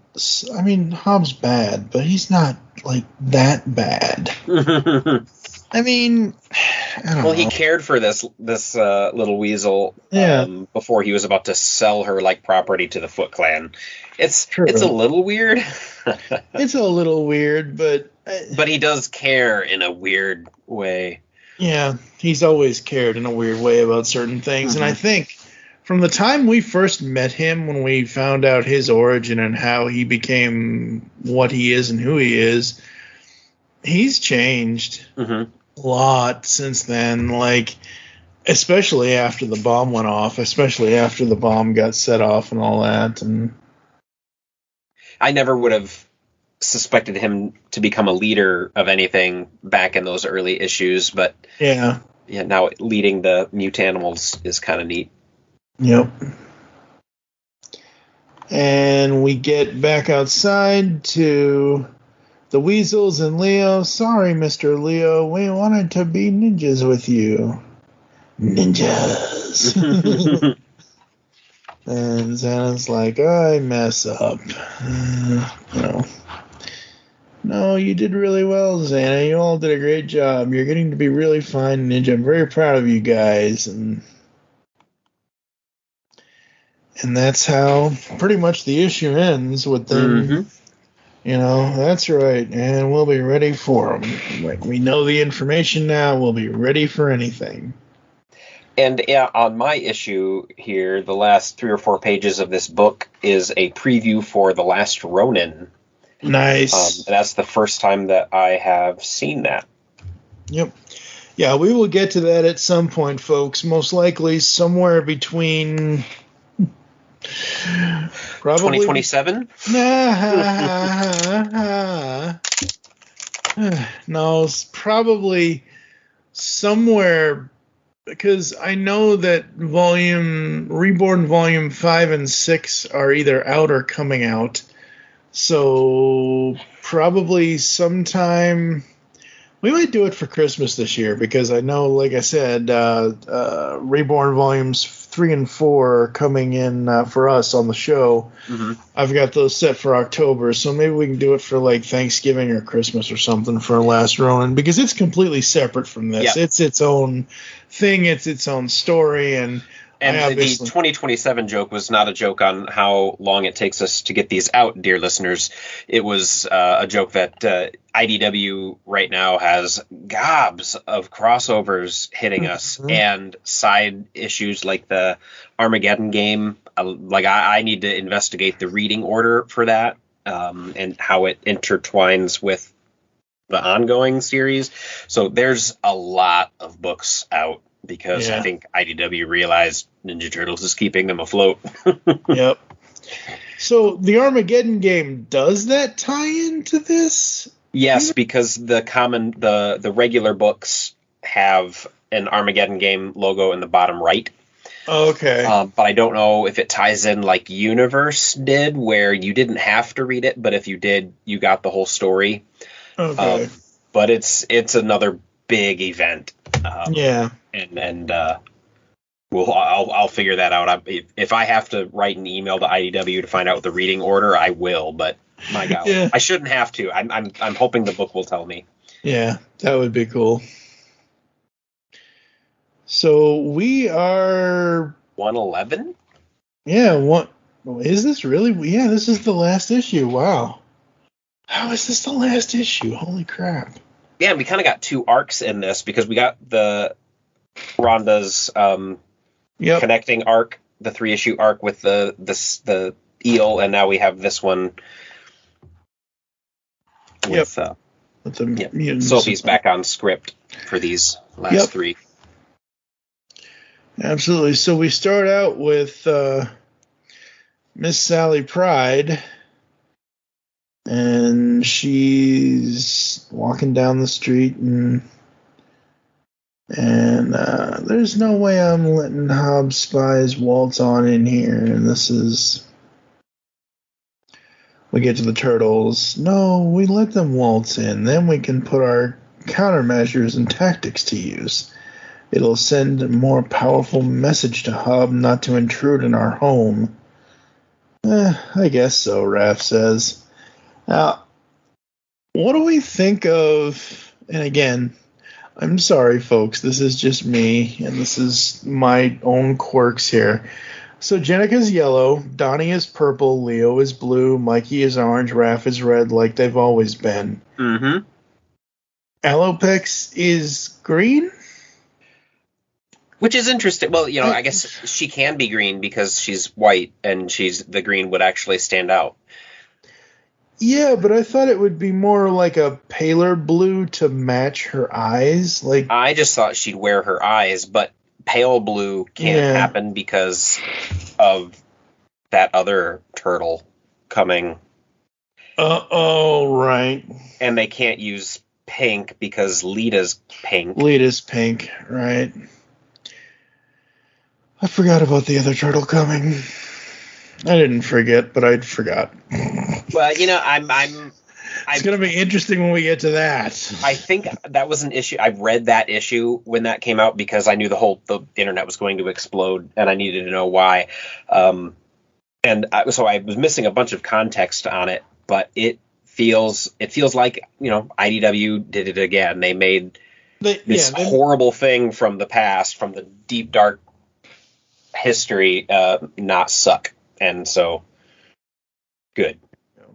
Somebody rings the doorbell. Is that spies? No. You're right. You're absolutely right. If they're spies, they ain't gonna ring the ding dang doorbell. So Raph goes out, and it's Sally, and hey Raph.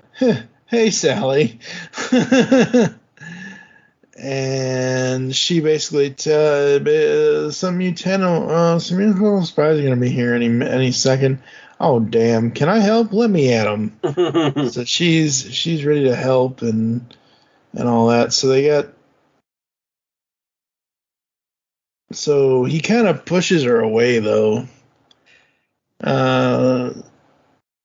And then they go to preparing their various things for the traps for whoever's going to show up for the mutanimal invasion and all of that. And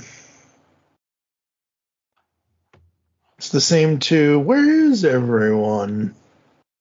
One goes upstairs, the other one goes down the hallway, one hits one of the tripwires, the Cthulhu-looking dude hits the tripwire, and hi there, bye there. Like, fight, kitchen. And they manage to. You come into my Raph, Leo. Yeah, Raph, like giving him cheap shots. Yep. Raph, enough. He's had enough. And the it's not a skunk. It's not a squirrel. What, a raccoon? Sure. It's a raccoon of some variety. Okay, let's go with that. He's trying to contact Stone, and we see Mikey and the Weasels and Xana. No, Xana is always getting them into trouble. The impulsive one. Mm-hmm. Always getting them into trouble. Someone's here. Goes to lift it up, and little kids. Yeah, like I wonder what was going through his mind there at that point. Like, okay, he's with Old Hob, opens this trap door, and there's kids underneath the floorboards. Mm-hmm. Like, is he thinking, like, what are these turtles doing? Are they like kidnapping and putting them under here while they tenderize or something? And then Mikey rushes in before this raccoon critter can do anything and starts beating the tar out of him with nunchucks. And as he's whomping on him here, I'm almost because it's protective Mike. It's Daddy Mike. Yeah, keeping the kids safe. That's where Mikey's coming from with this energy. I almost thought he was going a little Raphael overboard. A little bit. He didn't come as close as Raph did, but he came close enough. And like I said, I was afraid that the kids were going to see that, and then their opinion of Michelangelo was going to shift because of it. But no, they Alopex and Jenica are there. Let's go, they you take guys. him aside. Yep, they take him aside. Yeah. Lita, go on after Alopex, okay? Yeah. But this raccoon has a laser gun. Yeah, I was looking at those letters, like, what sound is that making? Ziat? Okay. Ziat. Yeah, there you go. Zalt. Because Old Hob has a bunch of Triceraton weapons. That's right. Yep, from the Triceraton times. Yep. That's where that came from. Yep. See, this is why I'm so happy to do this podcast and reread the book in detail. So we remember what the hell happened. Yep. Where'd that? Oh, right. That's right. So who is it? It's Mikey and the raccoon person against each other, and Jenica's there. Who throws the net? That's what I want to know. Mikey does in the panel where Jenica jumps in. He chucks it. Oh, okay, I see. Yeah, it's a little messy, but then he blows like the sleepy powder on the guy. Yep. Got it. Yeah. And the guy is like, "No, you." Good night. Oh, I'm sorry. It's a she. It's not a he. It's a she. Because Mikey says, "Dang, she's finally out." Let's go check in on the others. Hopefully they got the octopus guy. See, I would have liked for them to call him the Cthulhu guy. That would have been funny, yeah. That would have been awesome. And yeah, Mikey's the hero. Mikey to the rescue. And we get to Hob. They should have been back by now. Still no radio contact. And this is Hob and Ray. There they are. What? Oh, there they are. Tied up. Damn it. We get back to so this whole thing with the mutants, with the octopus mutant and the raccoon mutant going to investigate and spy on them for Hob. And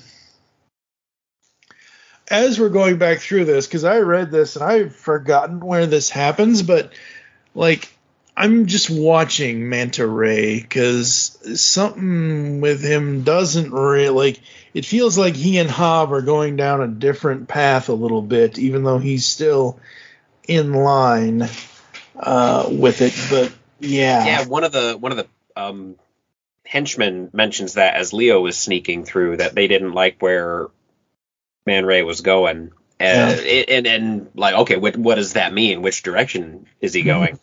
And it's interesting. Man Ray was in the mutanimals in the comic, and he was straight up hero in that.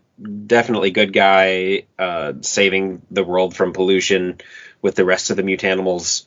In this, he's much more soldier in line with Hobbs' kind of dark way of doing things, and I'm wondering if what you're detecting is the shift toward Man Ray becoming the Man Ray that we know from the Archie series.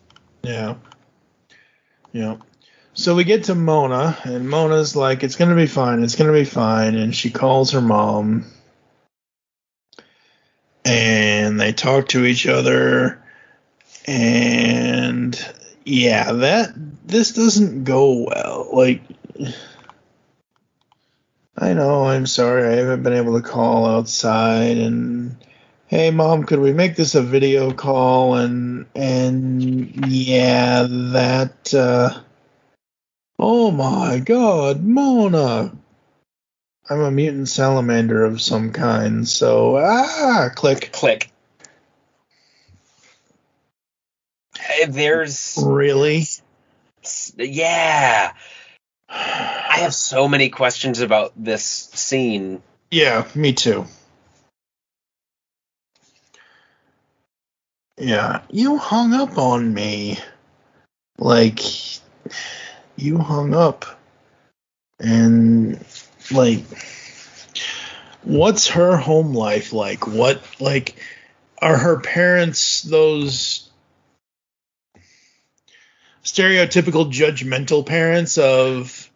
I don't think so. I think it feels like it was a loving home environment right up until their daughter is not their daughter anymore. Not literally, but and they don't know how to handle that, and yeah. And so, like, was it ever really a loving family? Like, was it sincere? Yeah. Yeah, I'm really wondering that myself, and I'm hoping we get... I know we get more with Mona and her feelings about all of it, but we don't really, at least up to the point that I've read, I haven't really seen, like, her confront her parents or anything. But in this, she does say, "What do you want?" Oh, no, this is... there's a knock at her door. What do you want? It's Sally, so... But... At first, I forgot that there was a knock at the door, because I took that as more of her frustrations of the "what do you want?" I thought that was like her talking to her parents who hung up on her, kind of thing. And who knows? Maybe we'll see more of that in the future. So Mona and Sally hug. And we get to Foot HQ, and we get to Koya and Karai. And yeah, so Koya is sick of all the menial labor. It's beneath us. It's this, it's that, and he seems perfectly content to me, and Bludgeon's just out there sweeping away.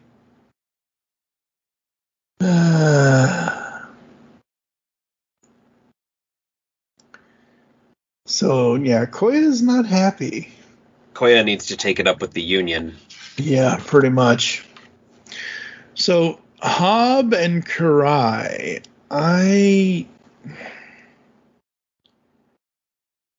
maybe I can offer you something other than mutants. Triceratops weapons, maybe, or intel about the Null Group. No, Hob. You have nothing else of any real value, nothing that I couldn't obtain on my own. If you don't uphold your end of the contract, the Foot will be forced to resort to extreme measures. And this is pretty much the end of the book for this, folks. Well, what the hell do you want then? The Weasels are long gone, and well, they'll do. Karai says, "I want these for my new initiates." And oh my God, I fell out of my chair. Wolf. Snapping turtle. Like, what? They gave us Toka and Razor. Like, this was happening. Golly, I had questions about this because there are a number of those characters from the movie that Nickelodeon can't use because they own the movie right. Mirage didn't own them. The movie writers and that the studio owned them. Yeah. But stuff's happened because. Well, with Nickelodeon owning it now, I assume stuff has happened because it's Toka and Razor. Well, I think if I need to listen to it again, but our first interview with Bobby, we were dropping names of characters from the movie, like, can we use these people? And he had mentioned a whole list of, that there is a list of characters that they can't use. Kino, they can't use Kino. Yeah. And Professor Perry, and at that time, I think he mentioned that Toka and Razor were a part of it, and so like somebody is out there digging for rights. And I think, it had to have been before this part. They've used Tatsu's likeness from the movie and the character. Yeah, a couple of times maybe. Yep. Interesting. Yeah. He's in the cartoon. Yeah, but I was like, what? Yeah, like, hence why I had to start reading. Like, this is the end of Volume 2, folks. That was issue 111. How am I not starting Volume 3? Like, that's why I've been reading ahead, because I'm just like, you can't leave me on the hook for this. You can't. You just can't. But yeah, no. Volume 2, 106 to 111. Very, very, very cool. Absolutely love it as always.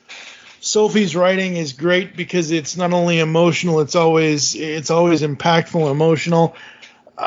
I like that we are hearing her voice in this. I like that where the story is, as we've mentioned in this episode, it's basically day in the life of whichever character is on the page. It's not Turtles versus this person or Mutanimals versus that. It is all of that at the heart of it, but the core that we're seeing now is this whole new mutant town being set up, and that's where we go as we go along further. But man, that ending, I was like, wait, what? Whoa. So good. Final thoughts from you, sir? I agree with all of that. It's a slower book than it was, and that's fine. That's totally fine. There's an opportunity here to do a lot of commentary, social commentary. There's a whole lot of space here to introduce new characters, and it's a new situation for all of these characters to be introduced to. So it's all going to be fresh and new. And I think that fresh and new just upsets some people. We want are reboots and things, but no. This is fresh. No. This is different. Like you said, they renumbered the trades to get new trades out, but they didn't renumber the issues. They continued on with their over 100 issues of comics, and everything this story has brought us has had a purpose, has had a reason, has had an. I can't think of. Okay, guess. Did we know, folks? You go back 9 years to January 2014. I tell the story all the time about how hesitant I was when you first told, and then I saw, they're all red. Nobody cares about red bandana. Like, look, that's just a nitpick, honestly. I mean, that's like, there may have been a story where I might have been a little bit let down on or a little bit lower of a score on kind of thing, but overall, nothing that I have read in this continuity has made me feel like I need to give this book up. Like, they've gone too far. Mm-hmm. It's like I've said for years. Everything they do is a love letter to the franchise. Mm-hmm. There is a thing for every single. When we get later on this year when we get to Volume 3, when we get to recording that episode of the show.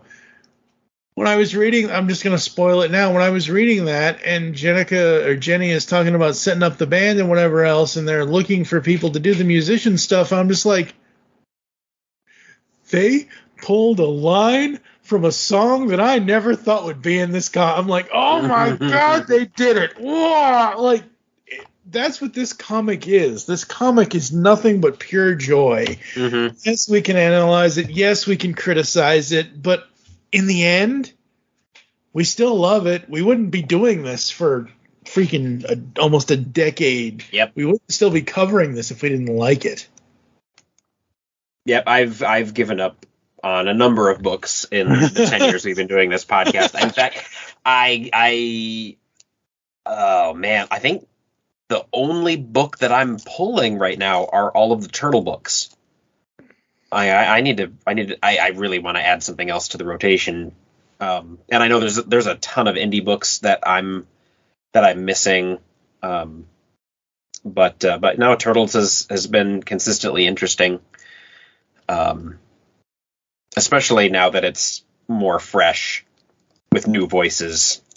Yeah. Because we don't have any of the old school stories to lean on anymore. This is new. It's fresh. It's all brand new written. They have to They have to finding a way to get any character that we have not had yet, either in this or back in this. Like, Renette's always going to show up at some point with some timey-wimey bullshit because it's Renette. But finding a way to get Toka and Razor in here, or finding a way, and again, I'm spoiling for later in the year, folks, but as I'm reading that trade, I was like, Toka and Razor meets Bebop and Rocksteady. That's amazing. Yeah, that's awesome. Oh my God! Again, they're doing things that have never been done before, which is so cool. And I think we're bringing back this old character. I don't feel like I can say her name yet. We can. Has it been? The news has been out there. People know. Okay. It's in issue 124. We just finished issue 111. So we can say it's Venus. Venus comes back. All right. So yes, they are pulling. They are treading a little bit into that, but they, like IDW does, they bring it forward and they make it not suck. But they aren't always retreading. There are characters that have been created for this book that are going to be a part of the mythos forever. Absolutely. Lita, Alopex, Jenica, like there's still this new interpretation of Mona. It's going to these are seeds that are going to show up in the next cartoon series someday. Hopefully. Yep. And I just hope some of these creators get a little bit of financial credit for that when they use their characters someday. They better. I hope so. I'll fight for it. I'll argue. I'll write letters. Yep. And then I'll promptly be ignored. But I will try. Stop it. You weren't ignored. That you got a letter in 108. So. Yeah, but those guys don't write the checks. We'll see. Well, true, they don't. But still, like, come on. All right, folks, we're going to go to a quick break. We're going to come back to close the show right after this. We'll give you the rating and all that good stuff. And we will be right back after these messages.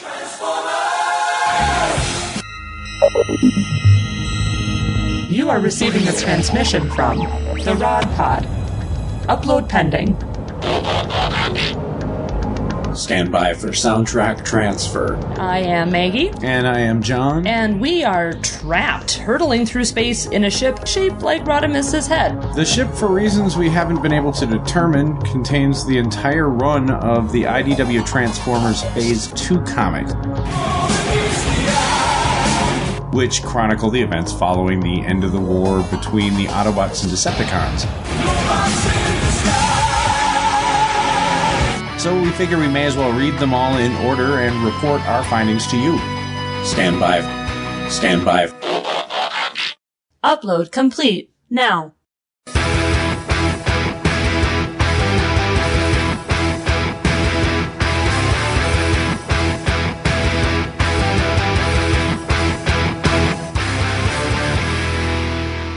Rod Pod. Look for us at marriedwcomics.libsyn.com, at iTunes, at Stitcher, or wherever good podcasts can be found. So, till all are one. Till all are one. So let's say you're looking for a podcast of your favorite 80s comic books, G.I. Joe, Transformers, Ninja Turtles, He-Man, etc. Where are you going to go to find us?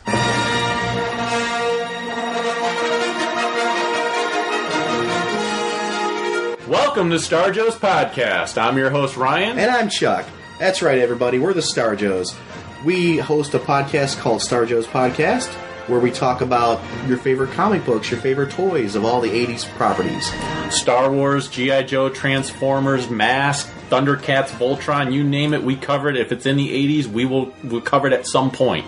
Yes, so what you want to do to find us, you can go to iTunes, you can go to www.starjoes.com. And remember, the Force will be with you. Because knowing us is half the battle.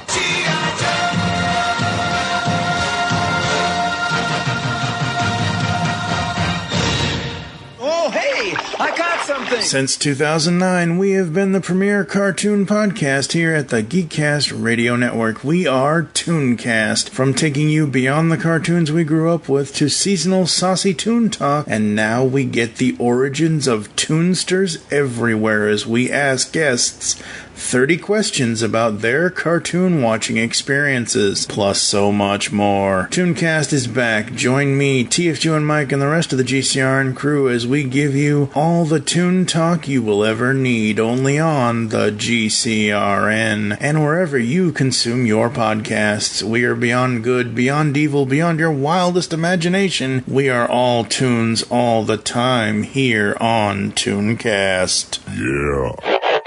Toycast is back. We are talking toys once more here on the Geekcast Radio Network's Toy and Action Figure podcast. From breaking into the display case to our toy topic talk and the brand new Origins in Toy collections, where we get guests to tell us their toy story of how they got into toy collecting. Toycast is the only toy podcast you will ever need. Find us on geekcastradio.com and any podcatching client you choose to use. Now go forth, transform and transcend your toy collecting today while listening to Toycast. Hi, I'm Dan, and I'm the host of the Rock Nerd Radio Show, which airs live on HudsonRiverRadio.com every Wednesday evening at 8:30 p.m. Eastern Standard Time. It also gets backed up as a podcast, which you can find on your preferred podcasting platform. Every week on my show, I talk about all kinds of pop culture. I talk about music, I talk about movies, TV, comics, collectibles, and so much more. I also feature a guest on my show periodically, which you might enjoy. I have a couple of special segments on my show, one called The Cover Song of the Week and My Favorite Thing in the World This Week. If you think this sounds cool, check it out sometime. I hope you do. Hey, welcome to the Last Comic Shop Podcast, a comic book podcast that actually talks about comics. Yep, each week we open the shop up and read and discuss a comic. Sometimes we pair that up with comic book movies or TV shows. Or not. Lots of times it's just comic books and sound effects. Oh, yes, definitely lots of sound effects. So tune in on all the major podcasting platforms for the Last Comic Shop Podcast, or check out our library of evergreen shows at www.lastcomicshoppodcast.com. All right, we are back here inside the pull bag, and I know it's contrite, folks, and I know it's really, like, even the nitpicks, I don't really care about the nitpicks that I nitpicked on that. Like, it's a 5 out of 5. It just is. It's so, like, it's so enjoyable. It's so fun. It's so interesting. It's to the point now where we are, like you've said, taking new characters, different characters. We're figuring out all these other characters that essentially got introduced to us because of the mutant bomb going off. And because of Mutant Town being created and all of that, it's not just focused on the Turtles, it's focused on them and everyone around them, which is great. It's awesome. So I can't give it anything other than a 5. yeah, there's no reason that this book can't get a 5 out of 5. I understand why people wouldn't like it, but I was just having this conversation with my wife today that I can look at a video game and know it's a good game, but I can't play the game. I can't do oh god, I just forgot the name of the thing. The underwater BioShock. I don't like BioShock, but BioShock was one of the best games of that generation. I don't like Mass Effect, but Mass Effect was one of the greatest games of that generation. Mm-hmm. This comic is one of the greatest comics of our generation. And it's okay if you don't like it. Just it wasn't for you. But this book is definitely for Turtles fans. Absolutely it is.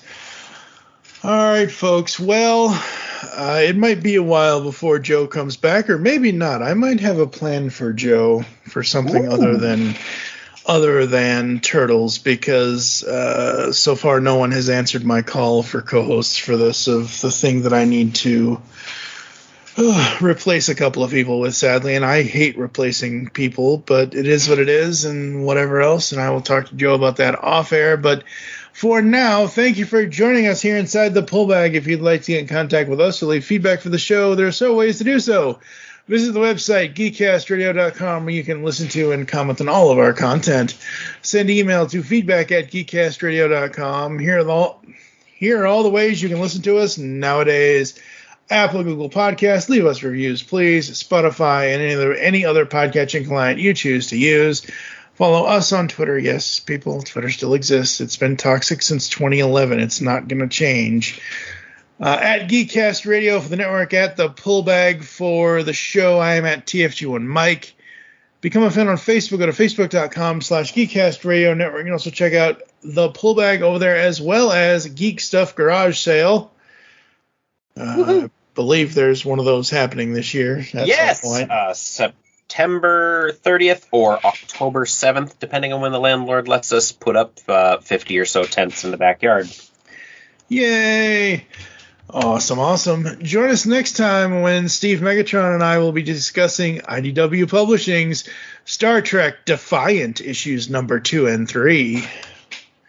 Yes, folks, I'm talking Star Trek comics. I know. It's a thing. Star Trek is awesome. Well, it is, but I've always been on the outskirts of that universe. I'm not the diehard that Steve is, or that anyone else I know is, but I still enjoy it. And the Star Trek comics from IDW that they've been doing recently, I'm really enjoying those. So very, very cool. For Watch now, Strange New Worlds on Pandora. Not Pandora, Paramount Plus. Paramount Plus. Yes, that's a great show. That's a great first Star Trek. Yes, absolutely. Now your outro. Yes. Thank you. Thank you, sir. Thank you, Massa. Thank you, Massa. For now, I'm TFG and Mike with Joe. As always, make your greatest game into comics, and we will catch you next time here inside the Pullbag. Okay, Ninja Pizza. Ninja Pizza? Pizza that vanished quickly without trace. You've just heard the latest episode of The Pullbag, the GCRN's first comic review and discussion podcast. There are several ways to get in touch with us and leave feedback for the show. You can visit the website, geekcastradio.com, where you can comment on the episode and all of our different podcasts. You can rate and leave a review for the show on iTunes. Be sure to leave us feedback. Become a fan of us on Facebook, facebook.com/thepullbag. Send us an email, feedback@geekcastradio.com. Follow us on Twitter @thepullbag and @geekcastradio. So until next time, make your great escape into comics and unleash the geek in you. In small doses, through future mutants. You'll have to get through us first, pal. Yeah. A pleasure.